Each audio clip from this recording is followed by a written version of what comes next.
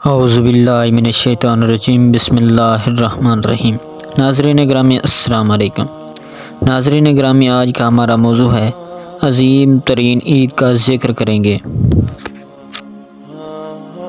ناظرین گرامی، شیخ کلینی مرحوم بیان کرتے ہیں کہ حضرت امام جعفر صادق علیہ السلام سے پوچھا گیا کہ اے فرزند رسول صلی اللہ علیہ وسلم، کیا روز جمعہ، عید فطر اور عید قربانی کے علاوہ بھی کوئی عید ہے؟ آپ علیہ السلام نے فرمایا، ہاں، بلکہ وہ ان سے بھی عظیم ترین عید ہے۔ لوگوں نے عرض کیا، مولا وہ کون سی عید ہے؟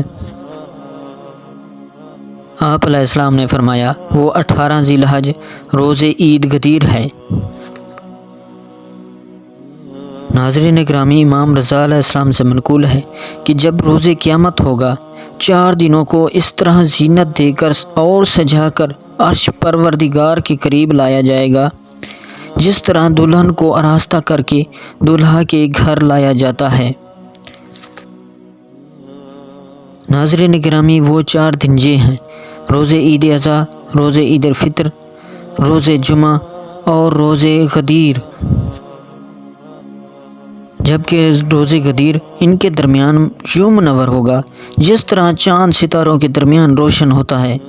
غدیر کے روز خداوند عالم جبرائیل علیہ السلام کو حکم دیتا ہے کہ کرسی کرامت کو بیت المعمور کے سامنے نصب کرو۔ جب کرسی رکھ دی جاتی ہے تو جناب جبرائیل علیہ السلام اس پر بیٹھتے ہیں اور تمام آسمانی ملائکہ فرشتے اس کے ارد گرد جمع ہو جاتے ہیں، اور یہ سب فضائل محمد صلی اللہ علیہ وسلم اور آل محمد صلی اللہ علیہ وسلم بیان کرتے ہیں، اور اولاد آدم میں سے حضرت امیر المومنین علیہ السلام اور باقی ائمہ علیہ السلام کے شیعوں کے لیے خداوند عالم سے مغفرت طلب کرتے ہیں۔ معزز ناظرین گرامی، معصوم علیہ السلام فرماتے ہیں کہ روز غدیر اللہ تعالیٰ نے ہماری محبت و امامت کو 7 آسمان کے سامنے پیش کیا، تو سب سے پہلے 7 آسمانوں نے قبول کیا۔ اللہ نے اس کو عرش سے زینت بخشی۔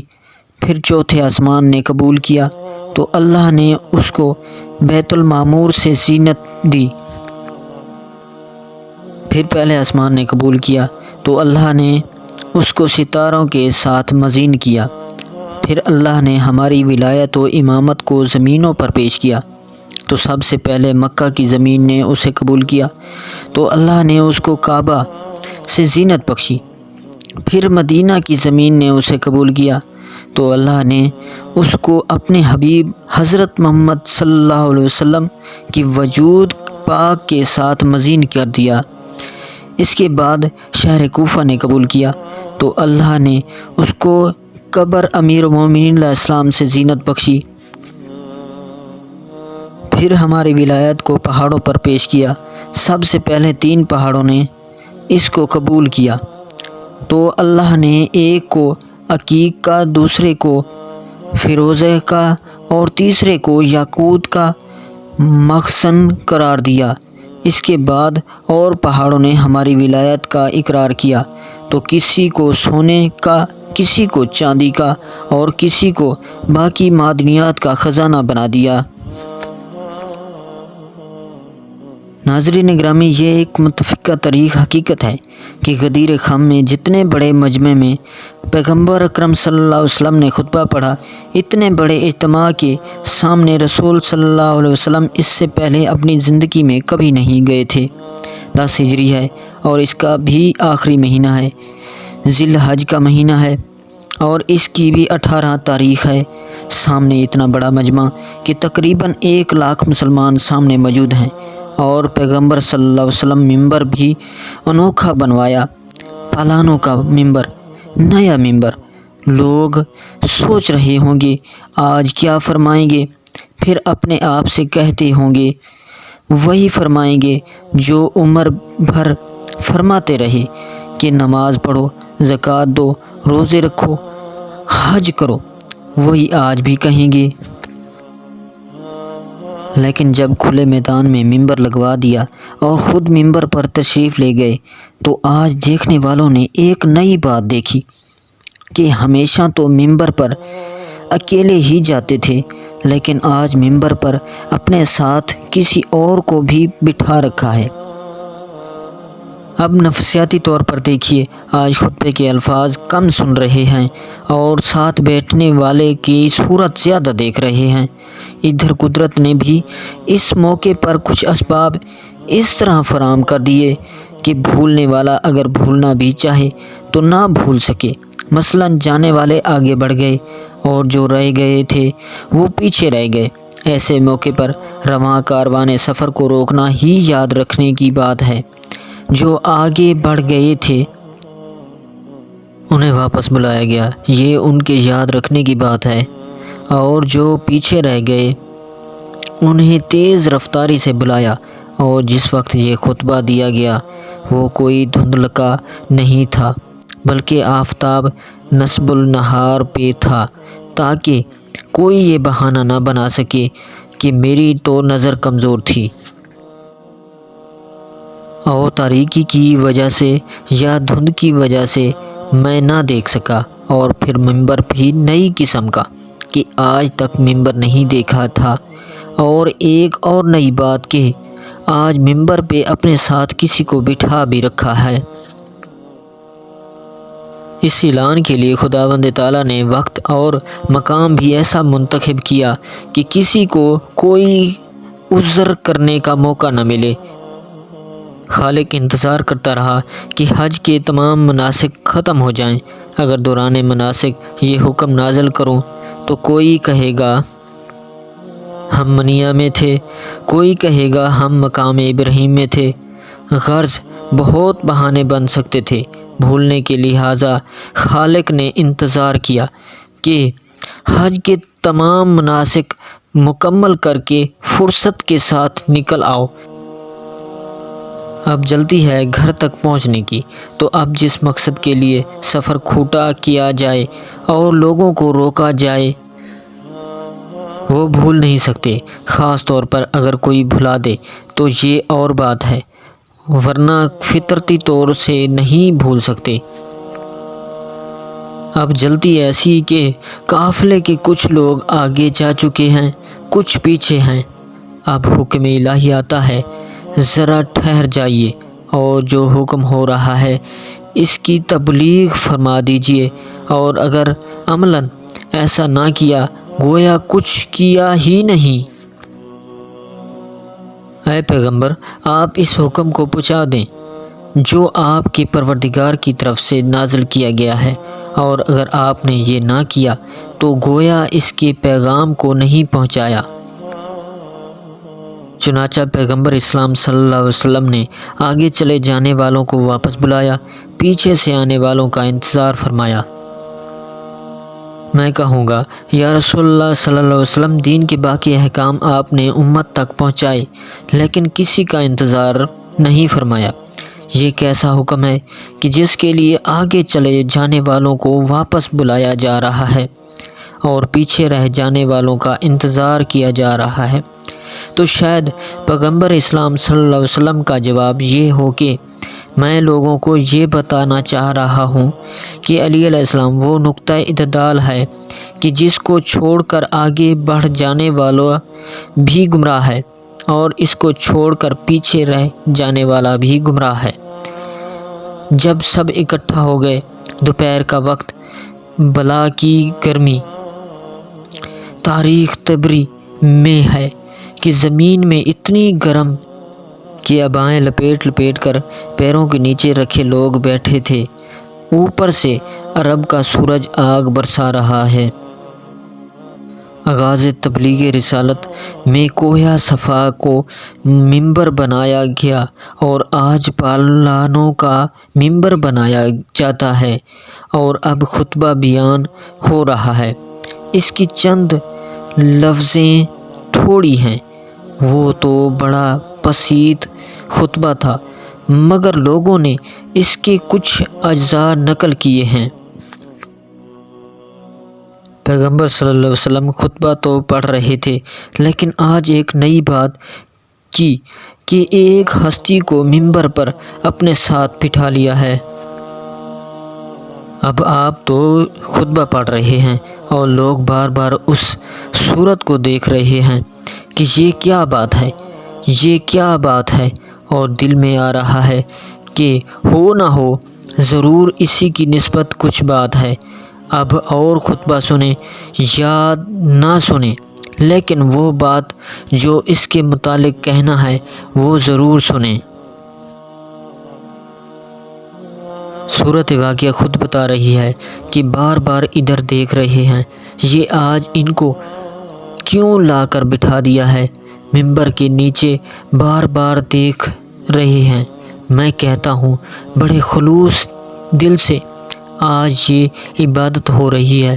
اب وہ محل آیا جو اصل میں رسول صلی اللہ علیہ وسلم کو کہنا تھا،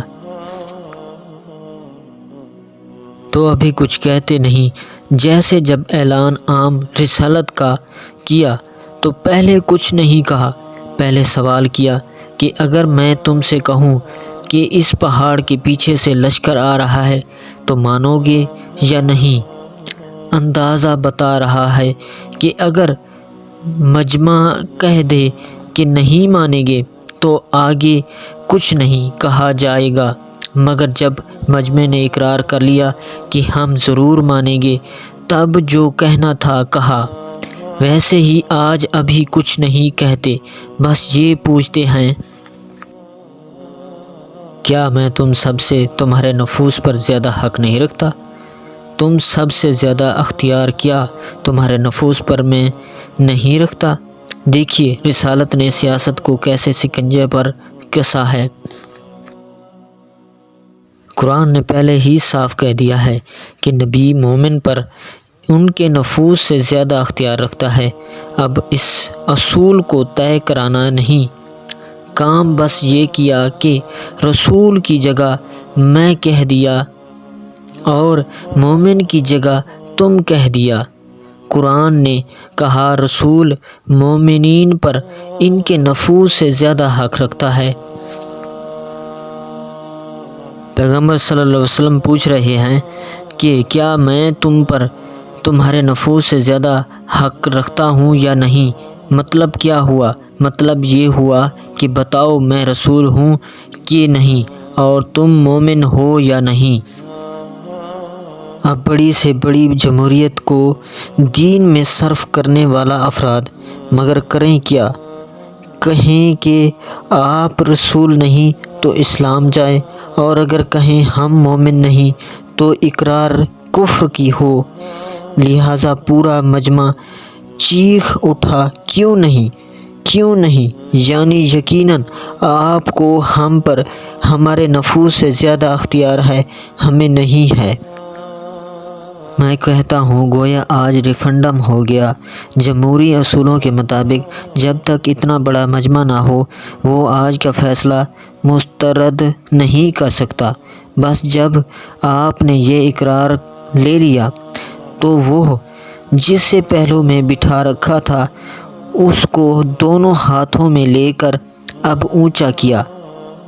آج پیغمبر صلی اللہ علیہ وسلم گویا ایک قرض چکا رہے ہیں کہ یا علی علیہ السلام، تم نے جنگ احد میں مجھے بلند کر کے میرے زندہ ہونے کا اعلان کیا تھا، آج میں تمہیں بلند کر کے تمہاری ولایت و خلافت کا اعلان کر رہا ہوں۔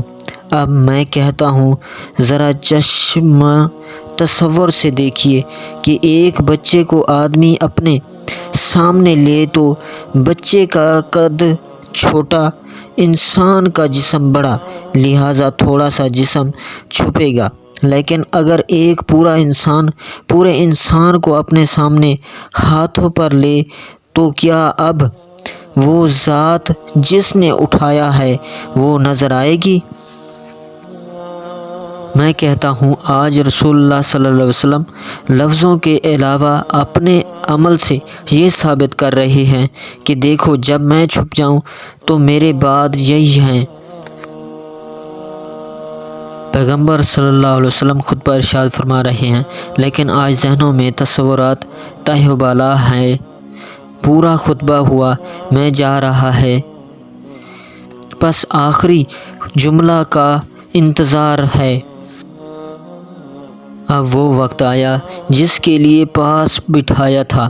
تب پیغمبر صلی اللہ علیہ وسلم نے تاریخی الفاظ فرمائے، یعنی جس کا میں مولا ہوں اس کا یہ علی علیہ السلام مولا ہے۔ عربی میں تعین کے لیے صرف ایک لفظ ہی کافی تھا، اس لیے کہ اس میں اشارہ بھی معرفہ کی قسم ہے اور اس میں عالم بھی معرفہ کی قسم ہے۔ اشارہ سے تعین فرد واحد ہوتی ہے تو پھر علم لانے کی کیا ضرورت ہے، اور اگر اس میں عالم ذکر کر دیا تو پھر اشارہ لانے کی کیا ضرورت ہے۔ لیکن پیغمبر صلی اللہ علیہ وسلم نے دونوں طریقے صرف کر دیے، حاضہ بھی کہا اور ساتھ علی علیہ السلام بھی کہہ دیا، یعنی اگر حاضر ہو تو یہ اور اگر غائب ہو تو نام۔ اس کے بعد خالق نے ارشاد فرمایا، آج میں نے تمہارے دین کو مکمل کیا اور تم پر اپنی نعمت کو تمام کیا۔ میر علی ہمدانی جو 8ویں صدی ہجری کے بزرگ علماء میں سے تھے اور شافعی المذہب تھے، اپنی کتاب مودۃ القربیٰ کی 5ویں مودت میں لکھتے ہیں، جناب عمر رضی اللہ عنہ بیان کرتے ہیں، جب پیغمبر اسلام صلی اللہ علیہ وسلم نے غدیر میں علی ابن ابی طالب علیہ السلام کو مولا مقرر کر دیا اور فرمایا کہ جس کا میں مولا ہوں اس کا علی علیہ السلام مولا ہے، اے اللہ تو اس سے محبت رکھ جو علی علیہ السلام سے محبت رکھے، اور تو اس کا دشمن ہو جا جو علی علیہ السلام سے دشمنی رکھے، اور تو اس کا ساتھ چھوڑ دے جو علی علیہ السلام کا ساتھ چھوڑ دے، اور تو اس کی مدد کر جو علی علیہ السلام کی مدد کرے۔ اے اللہ تو ان سب پر میرا گواہ ہو جا کہ میں نے ان تک حق پہنچا دیا۔ ایک صاحب نے کہا، یا رسول اللہ صلی اللہ علیہ وسلم، میرے پہلو میں ایک خوبرو اور پاکیزہ خوشبو والا ایک جوان کھڑا تھا۔ وہ مجھے کہنے لگا، پیغمبر صلی اللہ علیہ وسلم نے جو عہد باندھا ہے اس کو سوائے منافق کے اور کوئی نہیں توڑے گا۔ بس پیغمبر صلی اللہ علیہ وسلم نے میرا ہاتھ پکڑا اور فرمایا، وہ کوئی انسان نہیں تھا بلکہ وہ جبرائیل علیہ السلام تھے، اور جو کچھ میں نے علی علیہ السلام کے بارے میں کہا ہے وہ اس کی تائید کر رہے تھے۔ معزز ناظرین گرامی، ویڈیو اچھی لگی ہو تو ویڈیو کو لائک، چینل کو سبسکرائب اور بیل آئکن کو دبا دینا، اور اچھا سا کمنٹس دینا نہ بھولیے گا تاکہ آنے والی ہر ویڈیو کا کمنٹس پہلے آپ تک پہنچے۔ اگلی ویڈیو تک دیجیے ہمیں اجازت، اللہ نگہبان۔